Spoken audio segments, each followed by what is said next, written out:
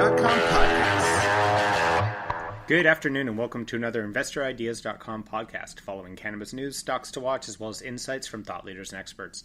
Reporting from Las Vegas at this year's biggest MJBizCon show to date from the first ever Podcasters Row, today's podcast features an interview with Dr. Sen, who is the Chief Science Officer and member of the Board of Directors for Sproutly Canada Incorporated, trading on the CSE as SPR and the OTC as SRUTF.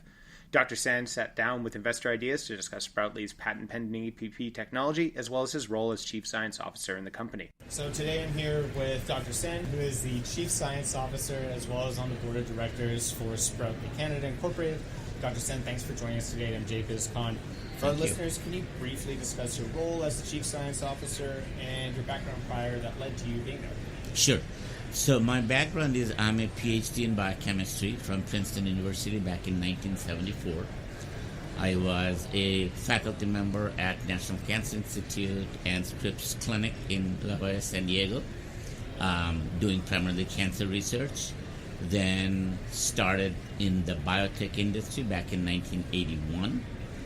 One of the first biotech companies actually in the nation was founded by me and a bunch of other people. Then stayed in the biotech and pharma industry for about 25 years. 12 years ago, got into nutritionals, first in minerals, where we developed a novel technology platform to put minerals in water solution, especially the ones that are very difficult to dissolve in water, and that's why people take mineral vitamin pills. In parallel, we started working with medicinal plants, which produce a lot of good things, as we know, from antioxidants to vitamins to minerals and all that. About 3 years ago, got interested in cannabis plants. However, obviously the challenge was that all the biologically active molecules are oils, as opposed to most of the other stuff that we had worked with. So we developed and have a patent pending process that is unique in that we were able to find and recover naturally water-soluble forms of these oils, kind of like cholesterol in our blood. The good and bad cholesterol are not free cholesterol, not free oil. They're water-soluble, that's why they flow through the blood. And with that discovery, then we embarked on a path of founding a company called Infusion Biosciences, where I'm the founder, chief executive officer. Developed the technology further, were able to show that we could recover commercially feasible amounts of these unique naturally water-soluble forms of the entire plant cannabinoid terpene profile, which also exhibited an unusual feature, which is expected only off of truly water-dissolved molecules, not formulated by emulsion or encapsulation, in that the truly water-soluble materials, just like sugar and salt, go into our system rapidly, hence fast onset for the cannabinoids, and clear out from the system rapidly, so offset time of these preparations we make are less than an hour and a half, and most often less than an hour, which is in sharp contrast to either free oil or all of the formulation that the industry has developed over the past couple of decades, where they formulate oil into water.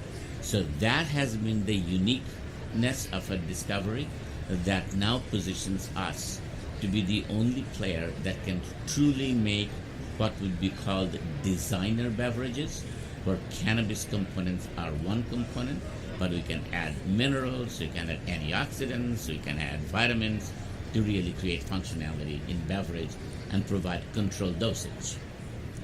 One thing you mentioned there that I find really fascinating is that you can get the complete profile of the plant involved in that process, which is something that's being discussed here a little bit in the entourage effect of the cannabis plants, which is that so many people are focused on one component of the plant. Yes. Is that something that you guys think is an asset to your company, is that you can get more components through this technology? It is definitely an asset, because as I am not a user, but I've talked to many, many users, and all these people who are experienced, as well as patients that I know that consume cannabis for pain relief and anxiety relief, there are many, many plants with almost identical THC CBD levels and ratios. However, they have very, very different effects. which means, as you pointed out, it cannot be just this one component. So it is important, and it was important for us to be able to deliver the whole plant effect from our water-soluble preparation. And uniquely enough, every single plant-derived water-soluble material that we recover reflects the plant. So people actually can tell the difference in water preparation that we get from Girl Scout cookies versus Gorilla Glue versus Blue Dream. And that, to the best of my knowledge, cannot be replicated by taking oil and adding terpenes back and formulating. No, and that's, like I said, the big thing that's being discussed here at this conference is that exact problem that is coming from so many people focusing on the CBD, the THC, micro-components of a cannabis plant, and they're finding that the other micro-components actually have just as much of an influence. Right. And that probably should have been expected, because a lot of this stuff has been found in other medicinal plants. This is not the unfortunate. This obsession with THC and CBD has kind of hampered the progress of getting the plant benefit, and hopefully that's what we're bringing to the table. Along with, we are also getting away from the myth that smoking or vaping is a means to provide any kind of controlled delivery. Because you cannot, even in vaping, you cannot have two equal sized puffs. You do not exhale the same amount. So there is no real controlled dosing. And delivering very small amounts is very, very difficult. In a beverage, you can put in 1/2 of 1 milligram worth of extract. So that is going to be extremely important, because, as we know, both with chemically synthesized drugs and naturally produced biomedicine, if you will, the good products work at a very, very, very low dosage.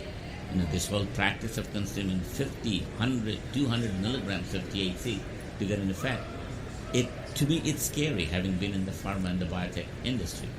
So that is a huge benefit and relief for me, that we can finally start assessing microdosing, if that's the term one wants to use.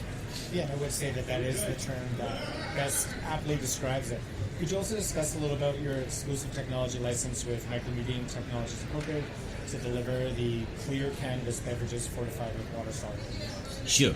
So Micronutrient Technologies Inc. is a company that was based on technology that I developed in producing truly water-soluble minerals, all on a same molecular platform, so that you can blend them in any ratio, proportion, very high concentration. So we, with that technology at the other company, have been able to produce a clear teaspoon of water solution that delivers 10 to 20% of the daily need for 3-4 different minerals, which is undoable by any other technology. So as we started thinking for infusion, as well as its licensee Sproutly, where we would completely differentiate ourselves was how many things do we have access to that we can combine for designer beverages.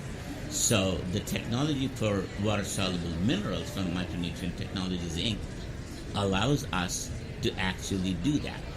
As you'll see, many fruit juices, energy drinks, they have no minerals, because without the technology from Micronutrient, one cannot add enough minerals to make it worthwhile. In fact, even products like Gatorade, they have no calcium, magnesium, it's only sodium and potassium, right? So with that technology, we actually can produce for the first time, let's say, beverage that will have cannabis components like CBD and others for relieving inflammation, pain, what have you, or THC-based extract that will make you happy, euphoric, creative, thinking, stoned, whatever. But at the same time, we can provide, for example, for products, beverages that are designed to give you anxiety relief, minerals like magnesium and zinc that are known to come down your brain. So we can truly accentuate the overall effect of the beverage without using a huge amount of any single ingredient. Sounds like you guys have a lot of options then with that technology. Your company also just recently announced this week that it's entered into a letter of intent with Volcano Labs. to establish a joint venture for the purpose of developing and producing cannabis-infused beverages, edibles, topicals, the list goes on. Right. Can you talk about this from your role as the Chief Science Officer? Yes. So the goal in every case is to have our technology be incorporated into novel products. Now, Jamaica, which is where Global Canalabs is a great place for both outdoor and indoor grow in a cost-effective manner of the plants. It's also a fantastic gateway to transporting or exporting products into Europe. So Intuition assigned the European commercial rights to Sproutly. So Jamaica would be a great place to not only be able to grow and produce products from unique strains of cannabis, but also produce beverages that incorporate all the technologies as rapidly as hopefully we can do in Canada, although as we all know, Canada is not going to look at beverages from Health Canada's perspective until late 2019. Jamaica, we should be able to do it faster. So as a science guy, my goal is to figure out where can we most rapidly deliver products that capitalize on the technologies for health and wellness benefit. One thing I've noticed is that technology seems to be almost boosted by the cannabis market in a certain sense, in that there's certain requirements that come out of the cannabis market that force technology to innovate in direct ways. You're obviously one of the people who's doing the science behind this and is very involved in that. Is there a benefit to the cannabis market moving forward for actual science technology? Yes, because the unique thing about cannabis plants, and I always refer people to a paper that I read that said cannabis sativa, a plant of 1001 chemicals. It is a fantastic plant from a medicinal perspective if we did not get hooked onto THC. We have a huge opioid crisis. We know that. After having been in the development of molecules from natural and artificial sources for 45 years, I can think of no better plant than cannabis to come up with molecules that will actually address the opioid crisis safely. So as you pointed out, the plant incentivizes, or I guess provides a means of reward to scientists to come up with technologies that can eventually have the dream of finding something that is going to be truly addressing some critical issues that the human society faces globally. It's not just here, it's not just in Europe, it's global.